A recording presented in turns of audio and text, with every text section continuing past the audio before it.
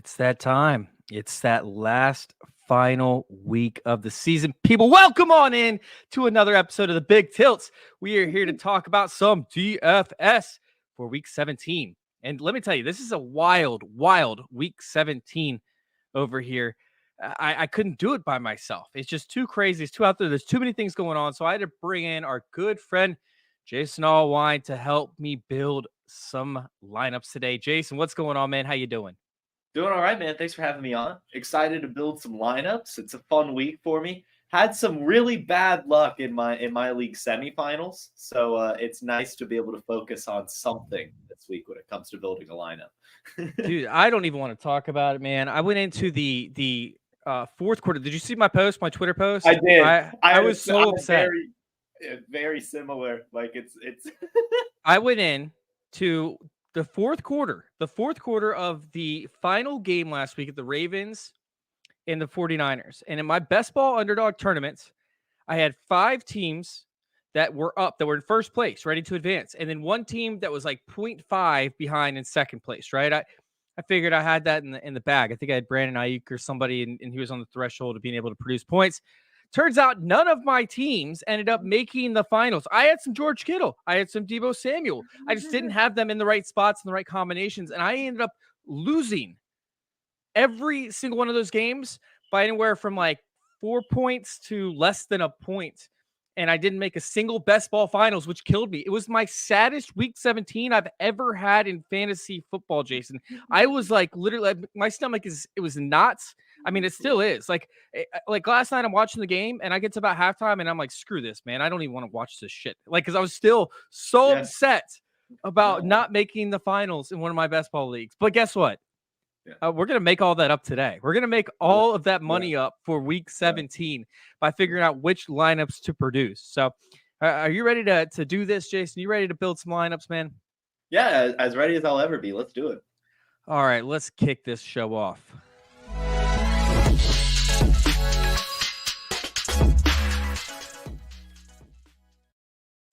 So, Jason, we got to talk about some studs, right? We got to talk about some stacks.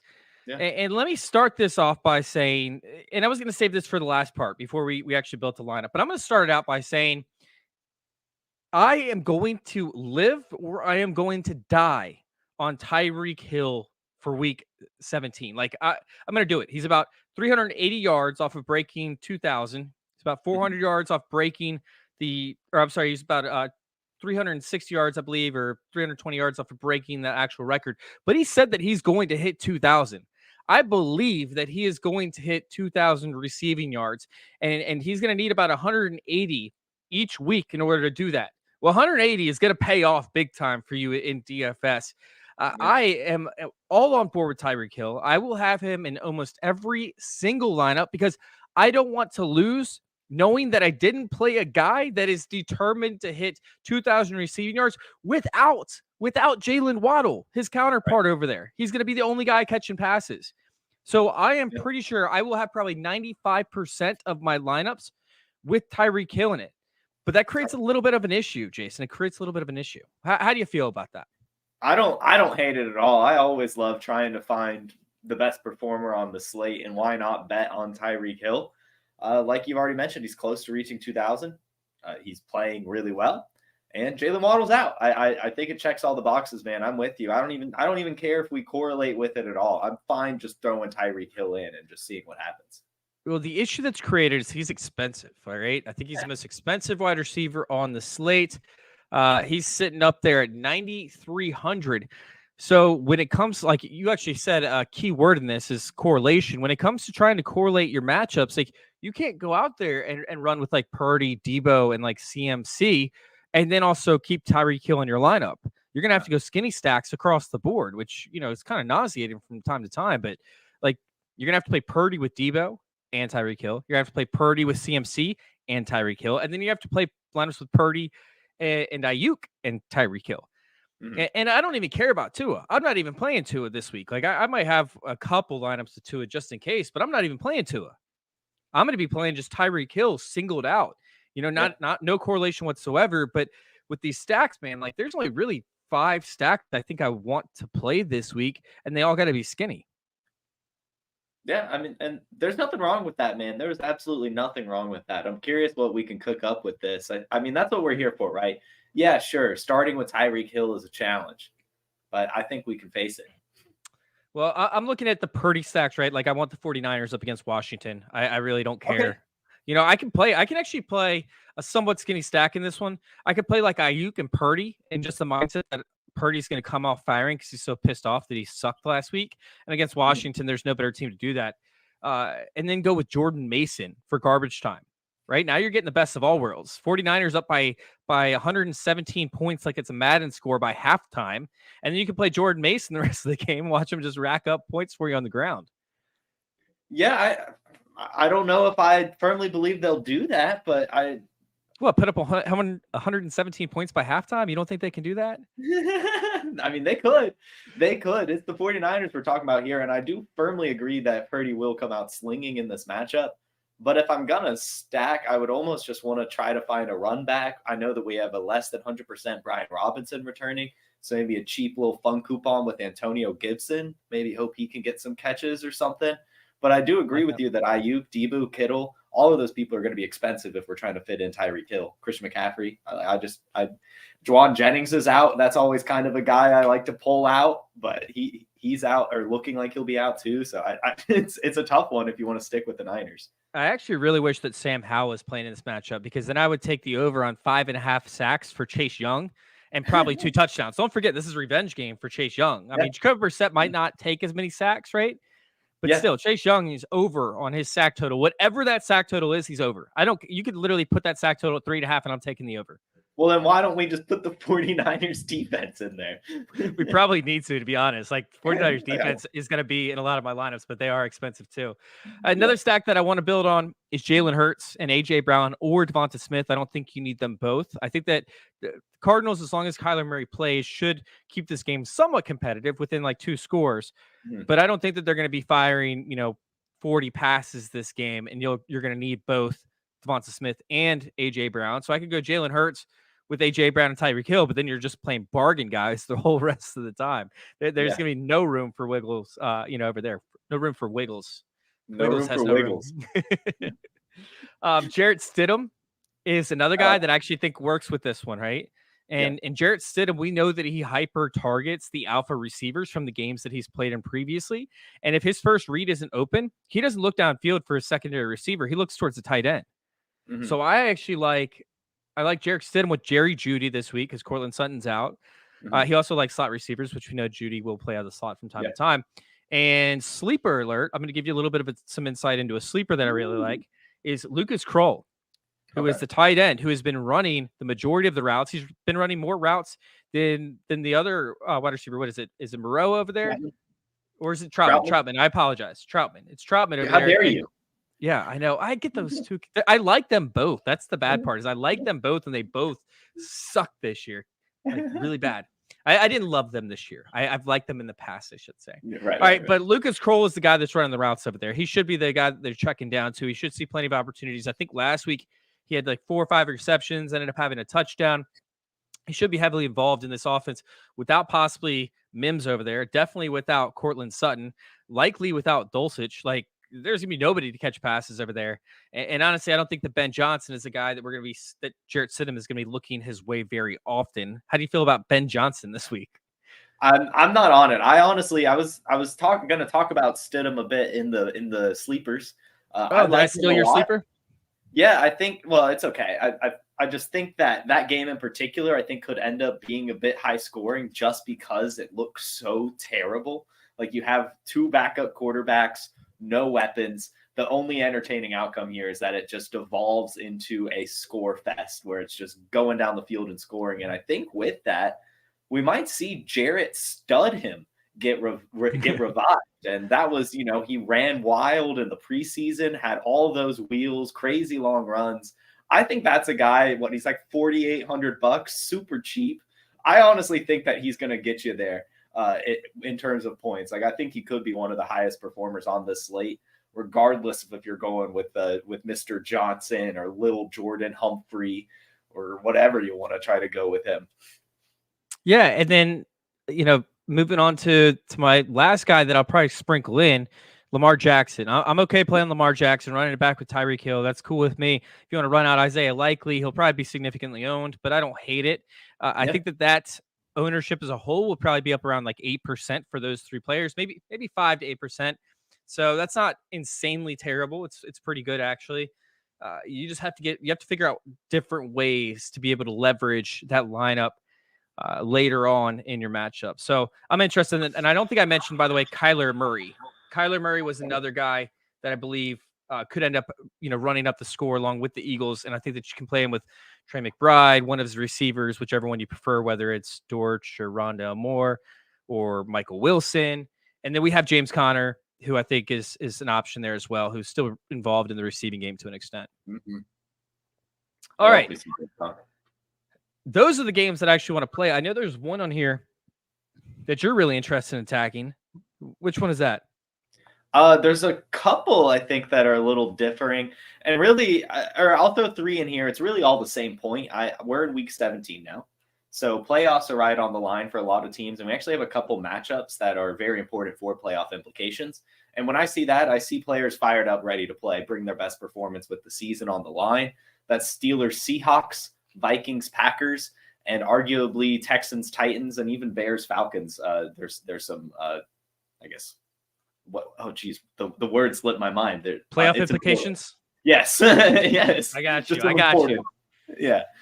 And it's interesting. I actually like certain parts of the games you mentioned. I don't like the games as a whole, but I love certain aspects of those games. So if you'd like to continue. Yeah, definitely. Just certain parts of it, especially Texans, Titans abusing that pass game. Just CJ Stroud, Nico Collins, maybe even Noah Brown if you want to get a little cheaper, I think is a great one. Yeah, you brought up Singletary over here, and honestly, the Titans have been a shell of themselves without Jeffrey Simmons. I believe he got hurt on December 2nd, if I remember correctly. He's out. They ruled him out earlier this week. He's done for the season. So you can actually run on the Titans a little bit too. That could give some awesome opportunities over there for the Texans to continue to move the ball. And honestly, I don't hate running it back with Derrick Henry, of course. Never. Now, personally, I mean, my dude, right? My guy, Tank Dell over there. If he's not playing, I typically avoid the Texans because he's that superstar stud that really makes this offense click. But he's not in there. So for me, I could see going with that game. I'm probably not going to be playing it as much. Now, before we put a lineup, I have a couple studs that I do want to mention. Okay. I got Chris Godwin over there who always destroys the Saints because he plays out of the slot. Typically, the Saints love to cover the outside. They struggle in the slot. Chris Godwin could absolutely have a massive game up against the Saints. I think that Etienne is going to light Carolina's ass up. I think that we're going to see Etienne absolutely go off. So he's going to be in a lot of my lineups, probably close to 25-30%. And then Bijan Robinson. The Bears are absolutely abysmal up against pass-catching running backs. We thought that they toned it down a little bit with Montez Sweat, and they go out last week and allow 12 receptions to the running back position. I know they were up. I know that the other team had to play from behind, but I'm telling you, Bijan, this could be his arrival party. I really like when you talked about, playing that game. I really, really like the thought of Bijan Robinson as the pass-catching back and putting up some big-time points for this one. Are you ready to build some lineups? I think so, man. Let's build some lineups. All right, let's do this. Let's go ahead and bring this one up. All right, let me pull these guys off. I was playing with a few different lineups earlier. And let's start with the lineup that I want. Let's start with Tyreek Hill in my lineup because I've already been talking about it. Let's get him in there, and let's figure out what stack we want to get behind, Jason. I mean, are we thinking like the Purdy lineup? Are we thinking Hurts, Kyler Murray? Do you want to go with your guy? I think we both like Jarret Stidham, but let's save that one towards the end once we figure out so we can play some of these more expensive players, essentially. Yeah, let's do out of the ones we talked about. Yeah, or, I mean, do you want to try the Fields Bijan thing? Maybe I think Bijan for me is going to be a solo run back just because we have Atlanta Falcons. Like they're so I guess stiff to an extent up against the pass. Fields is trying to figure things out, right? He's trying to be the quarterback of the future. He might be. I just don't. I don't trust him up against the Falcons to run it out. Let's do Kyler then. Let's do Kyler because I like the James Conner thing you mentioned as well, and maybe even Trey McBride. But I think that's a fun moderately priced opportunity here. All right, we got Kyler Murray in there. Do we want to run with McBride? He's most likely going to be up there in ownership. He is the he's up there in price. He's no, never mind. Yeah, he's up at 5,900. He's the second most expensive tight end on the slate. He has a great matchup up against Philly, who struggles against pass catchers in the middle of the field. So I do think that McBride is playable even at 6K, but he is expensive, and it could limit our opportunities to run it back with somebody like an AJ Brown. However, DeAndre Swift is still on the table. Yeah, I mean, how about we do that running back? How about we do Swift and James Conner? Let's just fill that out. All right, I'm down to do that. Okay. It's not often that we get to fill out both running backs early on in the show. I'm excited to just get those out of the way. I think that's fun. Just knock it out. I think it's easier to find value in wide receiver and tight end, and especially in this matchup. I know that the Eagles are pretty good against running backs, but there is no Marquise Brown. It's PPR. James Conner's going to get some catches, and I mean he just produces. That's just what James Conner does. He does every single week. I mean, you think that it's all against you, and it's really not. So we have Kyler Murray, DeAndre Swift, James Conner, Tyreek Hill over here, and we probably want to get another pass catcher over here for Arizona. Do we want to go with McBride, or do you like a wide receiver more? Let's dig in the bin. Let's get Greg Dortch. You want to get Greg Dortch on? I'm down. Let's do that. Greg Dortch sounds amazing. This dude just produces once again. He does. Like James Conner. This is just a team of producers. Oh, they are. Except for Rondale Moore, who I just want to do well, but he breaks my heart every single week. As we look at Greg Dortch, last week, he ended up having 2 receptions on 5 targets, 45 yards, but he got that tutty that pays off at the $4,200 range. Last week, he was 4K. So I will take that every single time. But he's going to need that tutty to stay relevant. I think that he does. I think that we're going to see somewhat of a track race, and Greg Dortch should have some garbage time opportunities to produce. Yeah. All right. We're sitting pretty. We got 4,500, 4,450 technically left for each position. I would love to throw in the 49ers at 4,200, but that's going to really limit us for now. Let's go ahead and throw a placeholder defense. Let's do the Houston Texans against Tennessee. We talked about how Tennessee's team is kind of beat up without having Jeffrey Simmons. I mean, this could be an opportunity for us to go with Devin Singletary and stack that. But honestly, going 3 running backs could hinder our upside. So let's take a little look. We got a wide receiver left. We got a tight end left. And we got a flex left. We have about 5K, a little bit under 5K left for each position. Some of the studs I talked about were Godwin and Etienne, Bijan Robinson. I kind of want to take a look at Godwin's pricing real quick just to see what he's looking at. We're looking at 6,100 for Chris Godwin. That's not unobtainable, but that makes some other things different. And we still haven't. Well, we did run it back with DeAndre Swift, so we still have that run back if the Eagles go up early. Let's plug in Chris Godwin. We would have 4,400 left per spot. Okay. We could dig into some of our sleepers. I mean, Zamir White should be a plug and play to an extent. With a somewhat favorable matchup. I know that most of his production last week came in garbage time because guess what? Oh, by the way, guess what? In the Pit Bowl, I tied in the Pit Bowl. Thanks to Zamir White, we tied. But he had the highest scoring player after our top 5 players each. He had the highest scoring player, so he ended up advancing after I ended up losing because of a tie, which Zamir White got me there. But if he would have had one more run after his 2 big breakaway ones, I'd be sitting in the finals in the Pit Bowl. But anyways, back to DFS. Zamir White has a somewhat favorable matchup up against India, who I think ranks 30th up against running backs. I could go Zamir White here once again. That kind of worries me in terms of the upside, but it's an option, right? It's an option. I don't hate it. How much is Dallas Goedert? I know we already have a run back, but Goddard's up there. He's sitting at 4,800. You know what? We could punt the tight end and go with Stoll, who I talked about earlier. Yeah. Or what was it? Wait, is he in there? Krull. Yeah. Krull. I said Stoll. Krull. Yeah. It's like, wait, what happened to him? Yeah, Krull. So now we're sitting at 6K. Like, we have a ton of range in the flex area. Is this looking good for you? Like, we have Kyler Murray. We've got DeAndre Swift. We've got James Conner. We got Tyreek Hill, Greg Dortch, who gives us a little bit of wiggle room. Chris Godwin, who destroys New Orleans on a regular basis. Krull, who I mean, all we need is about what 8 fantasy points to stay relevant at that time. Like, we don't need him to go off. If he gets us a touchdown on 1 catch, that's fine. Yeah. Now we have to fill in this flex spot. We're looking at like Gus Edwards up against Miami. We have Trey McBride. We could run double tight ends. Just saying. I'm not sold on running double tight ends, by the way. I'm halfway kidding. Got Zay Flowers, who's interesting up against Miami. That could be the run back for Tyreek Hill. You like that? Yeah, screw it. Let's do it. And then I have one more proposition for you. What's that? I was thinking, it was the cheapest defense on there. I think that it's interesting. Broncos defense. I know they're not the best, but they were the cheapest, I believe. Maybe it might have just been never mind. They were not the cheapest when we looked at it. We're good then. They were a little cheaper, but we have Krull in there, and we've got Easton Stick, who's been turning it over. There's no Joshua Palmer even. Keenan Allen's out again. The Broncos are going to be fired up, finally playing without Russell Wilson.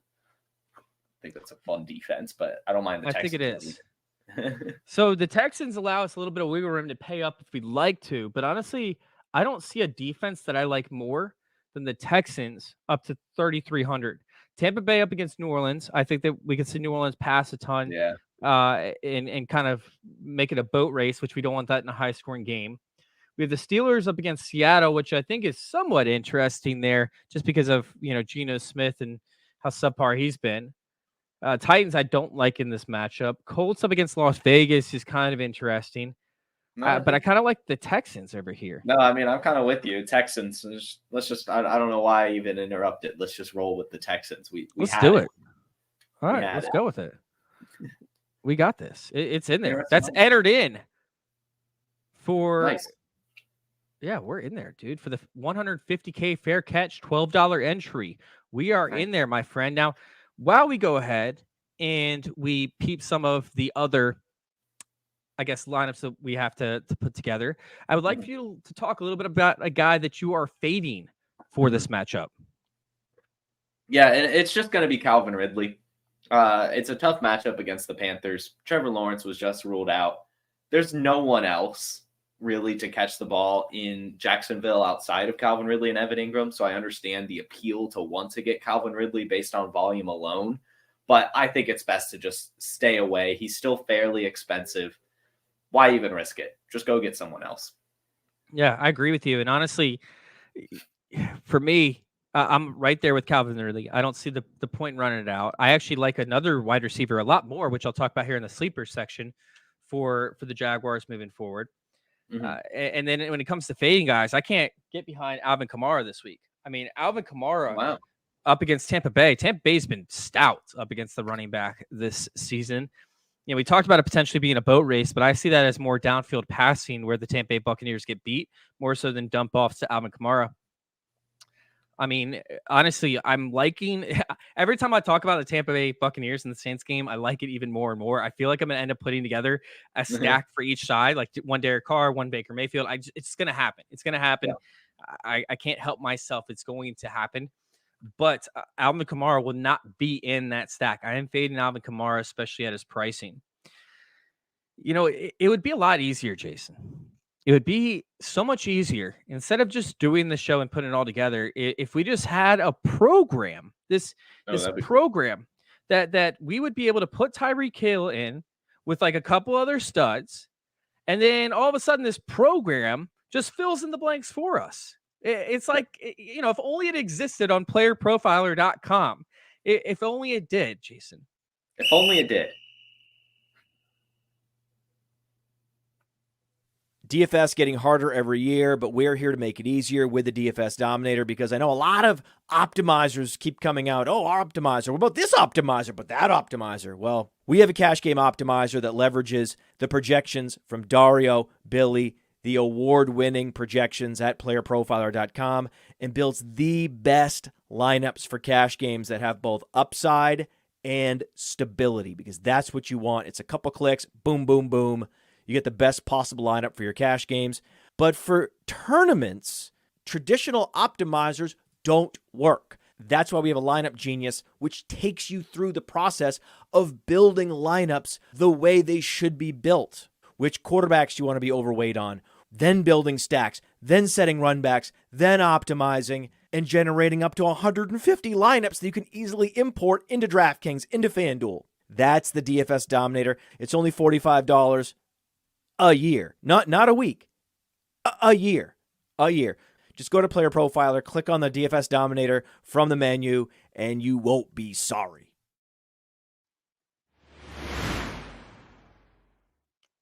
You won't be sorry. You won't be sorry, Jason. No. I'll tell you who will be sorry. Everybody that is going to be in a contest against us this week, because we're taking home Buku Dolores, okay? Nobody's going to be able to touch the first place prize outside of us. If you're listening, I'm sorry. You're probably going to end up getting second place unless you play the same exact lineup that we entered in, then we could tie first. But we're going to be the ones taking home that money, and I feel sorry for all those other people. Now, let's go ahead and let's build another lineup. Are you ready to do this? Dude, let's build a lineup. Let's build a lineup. Let's build a lineup. I love it. Let's build another freaking lineup. Let's do it, man. Let's do it. All right. Let me go ahead and get this thing blocking your face off the screen if you're watching on our YouTube channel. There we go. All right. We have another lineup to build. Where do we want to start? It is 100% up to you. I will save the Jarret Stidham one for last. Can we try my Texans? Yeah, let's do it. Let's build a Texans lineup. Honestly, this is going to go hand in hand with pretty much the same lineup that you would build around Purdy. You know, like you might have a little bit more expensive side to that, you know, where it's going to be tougher to make things work. But yeah, CJ Stroud works right in the $7,100 range. And we might as well go ahead and stack. Which ones you want to go with? Nico Collins and Noah Brown, Nico Collins and Dalton Schultz. I mean, I know you said that you liked Singletary earlier. I mean, so do you just want to do him and Nico? Singletary sketches me out, man. Like I get that I get that he's getting all the targets, right? He's getting the workload, but like Dameon Pierce is still there, kind of. He had like what, one touch last week? Yeah. It was. I don't know. Right. It's kind of crazy. Singletary's probably undervalued. He's probably undervalued. You're probably right, and nobody's going to be playing him because it's up against Tennessee. And honestly, Jeffrey Simmons, I had to dig to find out that he was out. Like he's not on the injury reports. He's not on the R-Lads IR. It's bizarre how they've hidden Jeffrey Simmons from every injury report possible. I don't know if like they're trying to fool the other teams or what, but he's not there. He's not there. Let me take a look at Singletary real quick. Singletary, over the past 2 weeks, has put up 9.3 points and 24 points. He has seen 7 total receptions over that time with 8 total targets. The issue comes where he's not scoring touchdowns in either one of these performances, and he's going to need a significant workload, it looks like, on the ground in order to get there. Like he's been fine rushing the ball. He's been okay. He's been 4.5, 5 yards carries, 4.7, 4.9. He's fine rushing the ball. But he doesn't have that breakaway run ability, which was his issue for fantasy since he came in the league, right? Like, I'll never forget, 2 or 3 years ago, we're sitting there running into the fantasy playoffs, and Devin Singletary ends up having this massive game. But then you look at his stat line, he touched the ball like 30 times that game. You know, he had like 12 receptions because he's all based off volume, and he's good. Like, he'll run the ball, he'll get you the yards you need to get. But in terms of breakaway abilities and breaking the slate, I don't know if he's quite there for me. But his pricing at 5,600, all you need back is 15 points and you're fine. So I'm cool with playing him. Do you think that he gets you 15 points this week? I think look, the 24 points was against the Titans just 2 weeks ago. 26 carries, 120 yards, 4 receptions, 49 yards. And that's when I pose the question, where the hell is Jeffrey Simmons if they're letting Singletary do that to him? Nowhere. Nowhere. He's on IR now. All right, so we got CJ Stroud, Devin Singletary, Nico Collins. At this point, we have to most likely go with a run back. I mean, and I want it to be Derrick Henry. I mean, that's what this game would insinuate, or our lineup would insinuate, right? It would be Tajay Spears. Tajay Spears. Dude, I mean, Derrick Henry had 20 touches. Derrick Henry had 20 touches last week, man. That's going to be tough. Wow, man. No, I know. I'm with you on I like myself some Spears is at 4,700. By the way, I love Tajay Spears. Tajay Spears is like one of my guys. He has been. Everybody was talking about the knee issues. I said, I'm not worried, man. This dude is going to be a stud. He's the perfect complement to Derrick Henry. However, at 4,700, he really only has like 1 week since week 5 or since week 6 that he was actually startable at this price. In fact, he only has 2 weeks the entire season where he's startable at 5K. So although I like him and I think that he's a great football player, I really don't feel safe running him out in this type of lineup. I don't hate it. I don't love it. Yeah, I mean, I think that I was thinking that our lineup kind of insinuates that the Texans are going to be running away with it. And in that case, they have been using Spears a bit more in the catch-up scenarios as he is a really good pass catcher. But I'm also fine just do we have to run it back? Like, is that's something I've wanted to ask for a long time. Like, do we have to stick within the game? Like, can we just go get Christian McCaffrey and just be done? Just be done. Yeah, I mean, we don't have to. I mean, this is terrible looking at DeAndre Hopkins' stats. I mean, it's awful. 2 for 9, 2 for 4. Notice that 28.4 week. That's about right when I traded for him. One of my dynasties. Is Will Levis is back though, or he's likely Will Levis is back, which makes me want to do the Texans defense again. It actually makes sense here. If we don't go, I mean, this could be a shutout type game. I don't think that it is, but it could be a shutout type game. I'll give you the option: DeAndre Hopkins, Derrick Henry, or the Texans defense. Texans defense. All right, let's do it. We're just betting big on the Texans in this lineup. Yep, they're going to come back pissed off. They're in playoff contention. The Titans are benching guys left and right, like Jeffrey Simmons. Okay, this is it. They're running away with it. It is game over for the Titans. They probably shouldn't even show up. Okay, that's what we're telling you, Tennessee Titans and Mike Vrabel. That will never happen as long as Mike Vrabel's at quarter or at head coach. But All right. So with this lineup, it's still plausible that we get in Tyreek Hill, but this could be the one where we don't. I mean, I'm almost with you 100% in that I feel like we almost have to use Tyreek Hill, but I do want to put in expensive players. So I'll ask you, Tyreek Hill or Christian McCaffrey? Ooh, that's tough. Christian McCaffrey's $300 more, and up against Washington, it could be great. My concern is that, like, I'm not even kidding you. Like, I was somewhat joking about 117 points by halftime because I really think they could put up 150. Okay, like that's the reality. I mean, and Christian McCaffrey only plays in 1 quarter. Now, if he does that, he could have 3 touchdowns in the first quarter. It's possible. But I think that the defense actually never lets Christian McCaffrey touch the field because all they do is strip sack Jacoby Brissett and intercept him for pick sixes. And we just see them put up 100 points on defense. And so Christian McCaffrey doesn't actually play this game. He doesn't even get a snap unless they get the kickoff because he doesn't have to play.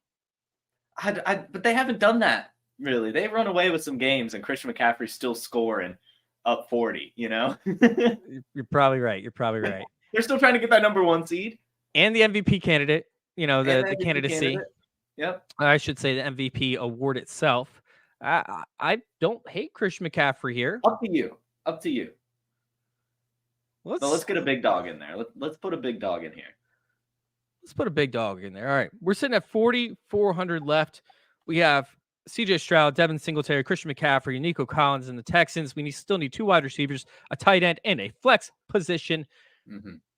Oh, man. I think that we should not explore anybody from Washington. We kind of have an open slate here, like as to where we want to go, but it probably has to be cheap at this point. Do you want to try to knock out our tight end, try to figure that out, and then you know what could work for this? Let's go ahead. Let's take out Christian McCaffrey. Let's put in Tyreek Hill, and let's pop Zamir White into the running back spot. Okay. So we're sitting here with 4,200 now. We got wide receiver, tight end, and flex left. We're going to have to pay down somewhat to tight end. And it feels like Isaiah Likely could actually be the best candidate here. He's a little bit more expensive, so it makes it a little bit difficult at wide receiver and flex. But I think we can find 2 guys that could fit this. I mean, I don't mind Gerald Everett down there. He's been playing really well. I'm not gonna Everett lie. is one of my sleepers, my friend. You ended up taking that. I said start Gerald Everett last week. I was like, Gerald Everett, Gerald Everett, Gerald Everett. However, my concern now is Isaiah Likely's, not Isaiah Likely, excuse me, Donald Parham has returned from injury. Okay. So will they see the concentration of targets again towards Gerald Everett? I think so, but at a lower potential for a touchdown, which is kind of what you want. I mean, he can still get you there. Gerald Everett can still get you where you need to go. I like that one. He's my sleeper. I'm behind you on this, Jason. I got you. Yeah. How much But- is go ahead. I was just going to say, but Isaiah Likely makes sense in case this is a high-scoring game, that we have a piece of the high-scoring game with the likelihood that Isaiah Likely actually has a more likely opportunity to likely score a touchdown. I try to use likely as many times as possible in that sentence. No, Likely's been playing really well. So if we want to kind of end our like high level player right there, I'm down for it. I'm down for it. I think that's a good guy. The only player I was going to ask is how much Will Mallory was. I assume he's probably right around that 2,500 range, but he's been the Colts tight end. Sorry, that's actually been getting targets and running the route similar to this Krull guy. He's their rookie, 5th round, pretty good athleticism, out there doing okay. His name is Will Mallory, and if we have Zamir White, could be a fun, interesting stack run back budget option there. But I'm 100%. I think Likely is a fine option. All right, if we go with Gerald Everett, see, I love Gerald Everett for cash game consideration. Cash games, he's like perfect and ideal and magical, right? Mm-hmm. Gerald Everett will probably have less ownership. He's at 3,500. If we go with him, we're sitting at 4,600. Meanwhile, we have Isaiah Likely at 1,000 more, which puts us in a really tough spot for wide receiver and flex. Let's go with Gerald Everett. Save the 1,100. Let's do that. You were right. Let's do that. Okay. And then we need a wide receiver and a flex position. Now, I will give another heads up on some of my sleepers for this week. Let me see. Let me go with my wide receiver that I really like from Jacksonville this week, who I think has an excellent opportunity to produce, and that's Parker Washington. Parker Washington, the last time that him and CJ Beathard played together, he had a very strong game. He ended up with 6 receptions for 6 targets for 61 yards and a touchdown. I think he might have even played 2 games, ended up getting up there, but he's at 3,800. So you really need him to hit 10 points for him to produce, which I think that he can do pretty easily. If you see 12 points, then that's optimal. If you see 18 points like he did back in week 13, that's huge. Parker Washington, if we play him, we'll be able to move up and spend 4,800 in the flex. How do you feel? My only concern is that Zay Jones is questionable right now and actually been picking up some practices. So he might actually be returning and take away some of the volume that we might have been hoping for with Washington. That's the only thing. He had a limited practice today and yesterday, returning from his hamstring injury. Well, he did play. He did play back when we saw Parker Washington go off, and he still had a good game. Okay. And was still able to produce with Zay Jones because Zay Jones plays on the outside. The Okay. concern would be Christian Kirk, which I think that he's still going to be on IR for the rest of the season, if not. Yeah, he's out. Yeah, he's still on IR. So Christian Kirk would actually, that would be the major concern. That's when I would be like, no to Parker Washington. Parker Washington plays on the inside. Zay Jones really doesn't touch it. You know, we could see some easy dump offs in what could be a competitive game, depending on how it goes. Yeah, And I think it's actually going to give me a lot. It's going to be like 5,400 that we're able to play with.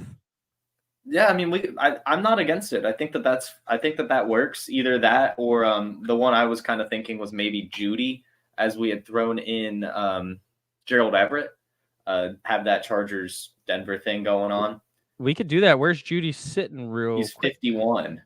51, yeah. So we could still play Jeudy in this lineup. We could absolutely do that. We could also play Noah Brown and just say that Houston puts up 50 to Tennessee's nothing. I don't think that happens, but that would just be fun. Pickens also maybe having another big game. There's actually a lot of.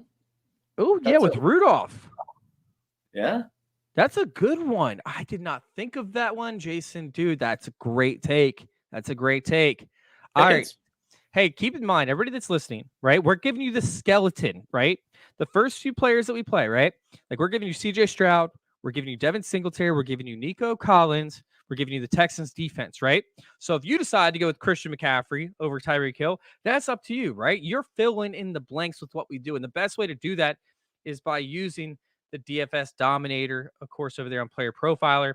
But if you want to make your own decisions, you're more than welcome to do that. I actually encourage it. If you want to play 20 lineups, right? And you could do different options for each one of these lineups. Just find a base that you like that we submit to your eardrums, and you can use that one. So I think that you go Parker, or I think that you could go George Pickens on this one. I think that you could go Jeudy. I think I'm leaning towards Pickens just because he could have an independently great game. I think he could. The only worries here is that the Seahawks are pretty good at manning up on receivers with Tariq Woolen. That's the only big concern there. But it's not like Jeudy's been good. Even if we're expecting volume, he's kind of sucks. So I would almost rather go with Pickens, ride the hot go with the upside. Yeah. Watch Jeudy have like 150 yards and 2 touchdowns now because the Chargers defense sucks. But we can save Jeudy for the next build because our next build is going to be a Jarret Stidham build. Yay!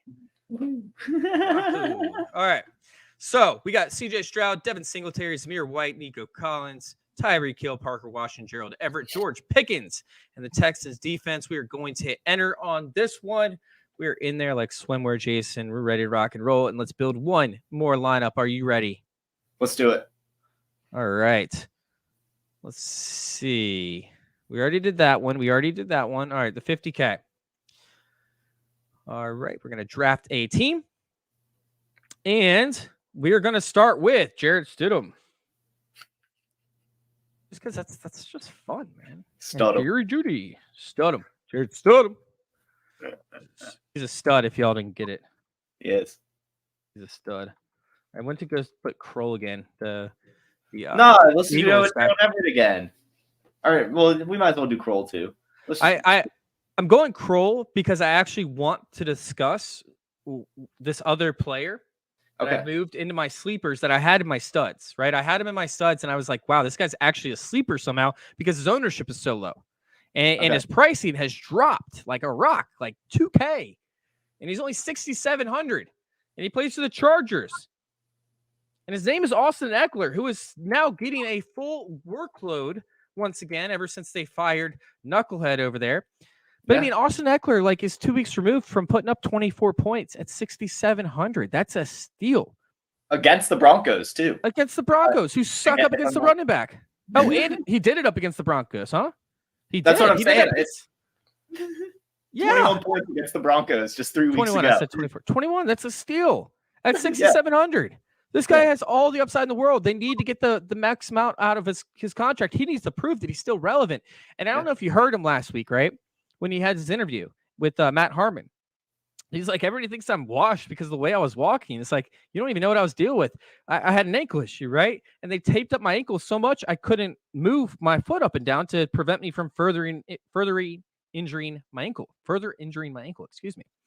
He's like, I just couldn't move my foot. He's like, I wasn't hobbling.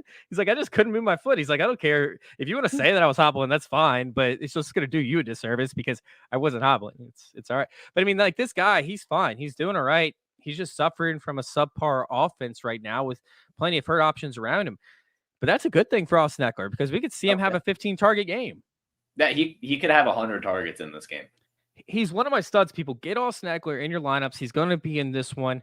And I don't know that we're going to see a ton of targets, from anybody else. I think that Krull has the upside at 2,800. If he gets us 10 points, that's amazing. If Jeudy gets us 15 points, that's amazing. And if Austin Eckler can get us up to 21 points, that's amazing. Jarret Stidham, meanwhile, has to get us in the low 20s. Right now, we're playing with house money, baby. We're playing with house money, right? We could just start throwing in studs that we think are going to absolutely smash and go off and break lineups. And we're just betting on things that should happen anyways. Yeah. We don't have to try and wiggle. Yeah, let's get our defense and just see how much room do you just want to throw those Niners in there? Let's throw the 49ers in here. We're playing with house money. Let's go. 6,600 per player. 6,600 per. You want to throw in Christian McCaffrey? See if we can make that work. You want to throw in Tyreek Hill too? Actually, I just want to see if we can do it. Hold on. We totally can. That's what we're here for. We can do it. We just so if Gerald Everett in the flex. Oh my God. I know the people that aren't watching and listen to the podcast, you might hear me go silent for a second. I just have to lean back and relax and just admire, maybe rostrabate a little bit to what's in front of me. Hold on. All right, I'm back. So we have Jarret Stidham, Austin Eckler, Christian McCaffrey, Jerry Jeudy, Tyreek Hill, Krull, 49ers defense. I mean, this is dope. 3,700 left per player. The wide receiver and the flex position need to be filled.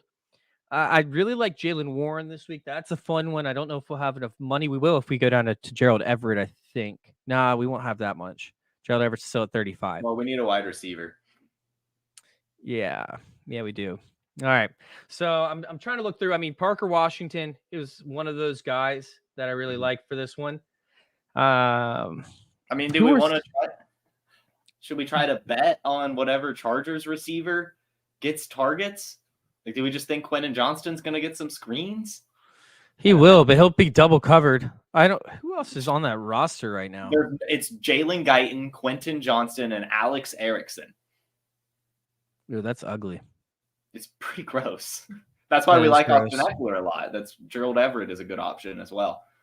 Because of that, there's just no one. There's just absolutely no one. What if we pivot down? Mm-hmm. Like I'm talking about down. Like we're what's it called? Panic at the Disco. We're going down. And we go all the way down to like a Jalen Hyatt who's interesting up against the Rams. He wasn't targeted last week, so that's not good. I was going to try and pull something up. But yeah, we don't want to do that. All right. Although I still think that's interesting. I don't want to play Jalen Guyton. I'm not telling anybody to play Jalen Guyton. I just think that's a fun play off on the side. I really still like going back to Parker Washington as one of my options over here. I like Michael Wilson at 3,500 up against Philly. That's not a bad one. Rondale Moore isn't either. No, neither one is terrible. Michael Wilson. 4 targets. 7 receptions the last 2 weeks and 7 targets, 0 receptions. That's interesting. That's not good, but that's what's driving his price down, right? Right. He has Philly. They're going to have to pass, and they could play the second team defense for the last, for the fourth quarter. They could seriously play that second team defense if they're up big. Yeah, I mean, I don't know if we're getting too galaxy brained with it, but I don't hate it. I liked Michael Wilson. I like Rondale Moore too for that option. We also have, like I said, Parker Washington. Well, 38 would make us have to play 2 cheap guys. DJ Chark went off last week. DJ Chark is a legitimate option if we think that Breece Hall has kind of cracked code. I'm sorry, Bryce Young has cracked the code. And it looked like he did last week up against Green Bay, whose secondary is really good. I like DJ Chark as the option out of all these guys. I don't hate that. I mean, why not? I know it's, bad process sometimes to just go with the guy who scored 2 touchdowns, but also I think in this scenario, like you mentioned, with just everything hanging around Bryce Young, the matchup against the Jaguars, I think, it possibly did figure it out, and he likes himself some Chark now. He strings games together. Like he does this. Like he has 4 or 5 games straight that he just produces, and you never hear from him again. Like when we look back at Gardner Minshew's rookie year, right, where he came out fiery in the first 5 games, where DJ Chark went off, and then he just disappeared. You look last year, right, when he was with the Lions, and he had 5 games to finish off the season where he's fantasy relevant every single week, but he wasn't out there at all prior to that. I think he was injured for part of the year, but he definitely was not on the map. He has, DJ Chark does this type of stuff. So if we go that route, do we want to run it back with Parker Washington and hope they pass a little more? He's right there at our threshold. I think that's what we're setting ourselves up for. This is going to hit massive, or this is going to be an epic fail. This is either going to make us, we're either going to win this entire contest, or we're not going to win anything. We're going to end up being the lowest scoring. Yeah. I agree with you. Jason, I'm hitting submit, man. Is there any other change or suggestion that you would like to make prior to getting out, or prior to me hitting submit? I think you should just give me the $12 instead. Nope, not going to happen, Jason. Not going to happen. But if we win big, I'll make sure I give you some of that. It's in there. We are deposited. We have Jarret Stidham, Austin Eckler, Christian McCaffrey, DJ Chark, Tyreek Hill, Jerry Jeudy, Krull, Washington, and the 49ers defense. My friend, we have done it. We have built 3 lineups in 50 minutes. This is the first time in the history of this show that I have ended before it's been an hour long. Wow. I'm proud. I'm proud of myself. I'm proud of you. I'm excited to watch these hit on Sunday. Yeah, let me know how it goes. I will. I'm going to keep you updated throughout the entire day. I'm going to be texting you nonstop. You're going to be like, oh, Parker Washington just caught it. Lucas Krull just caught it. Every time there's an update for one player on one of my teams, I'm going to be spamming the hell out of you on Twitter. You will not believe it. I might even at you. I might even post it at you on every single one of these. Do it. All right, Jason, man. Hey, I appreciate you for coming in, man. I'm looking forward to watching you throughout the entire offseason with your updates on your Wake and Take show, man. It's amazing to watch where you've came from and where you're at today. If you guys do not pay attention to our YouTube channel, you need to, because you get daily updates from this dude that are second to none. He runs through it. He doesn't waste your time. It's better than watching, the NFL Network or ESPN, because he just gets it done, baby. He gets it done, right? Love to see it from him. Jason, man, I appreciate you for coming in. Do you have anything to add before we get out of here? No, good luck, everyone. If you're not playing DFS, but for some reason watch this and just have some lineups in your championship weeks, I hope you win them. And I also hope you win some money this week on your DFS lineups. Thanks for tuning in. And for those in the toilet bowl, make sure that you go all out for Caleb Williams. Thank you guys for tuning in. We will see you. Oh, by the way, this is my final episode. Hate to crack that on you last second, but we will see you next year. Hey, I want to take a moment to thank you for tuning in. It's important to me that all of our media be free. This is only possible because of you allowing a true independent sports media enterprise to thrive unlike any other in the business. So please subscribe to the All In Package to continue to make all of this possible, to ensure that all of our stats, information, data, content is available to you, especially you, the people that get the site and get the show.